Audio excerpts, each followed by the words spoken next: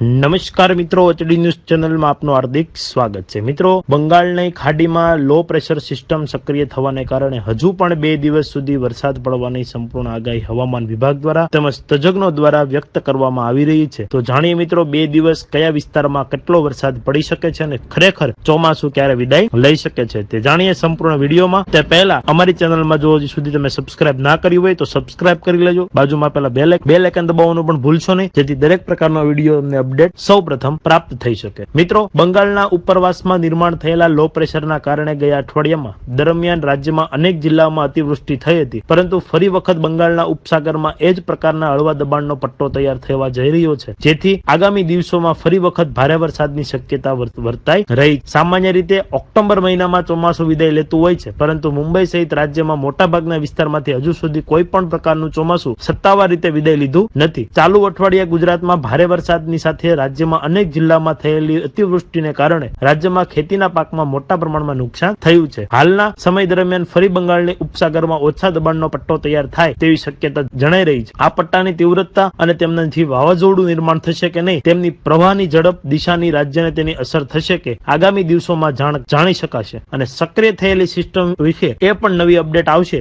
એ વિડીયોના માધ્યમથી અમે તમારા સુધી પહોંચાડતા રહીશું। પણ મિત્રો, છેલ્લા 3 દિવસથી ગુજરાતના અનેક વિસ્તારોમાં હળવાથી લઈ ભારે વરસાદ જોવા મળી રહ્યો છે, ત્યારે રવિવારે ઉત્તર ગુજરાત અને સૌરાષ્ટ્રના વિવિધ વિસ્તારોમાં વરસાદ પડતા ખેડૂતો ચિંતામાં મુકાઈ ગયા હતા અને હાલ હવામાન વિભાગની ભારે વરસાદની આગાહીને લઈને ફરી એક વખત ગુજરાત રાજ્યમાં ખેડૂતો મુશ્કેલીમાં મુકાઈ ગયા છે। એક બાજુ ગુજરાતમાં ચોમાસું વિદાય લેવામાં તૈયારીમાં છે, ત્યારે ચોમાસું અને દરિયા કિનારા વિસ્તારમાં વરસાદની આગાહીને પગલે લોકોમાં ચિંતા જોવા મળી રહી। ત્યારે મિત્રો, આવા જ અપડેટો અને આવા જ ન્યૂઝ હંમેશા માટે અમે તમારા સુધી પહોંચાડતા રહીશું। અમને અમારી ચેનલને સપોર્ટ કરવા માટે અમારી એચડી ન્યૂઝ ચેનલને સબસ્ક્રાઇબ કરશો, લાઈક કરશો અને વધુમાં વધુ લોકો સુધી, મિત્રો સુધી મેસેજ પહોંચે તે માટે શેર કરશો। જય હિન્દ, જય ભારત, ભારત માતા જય।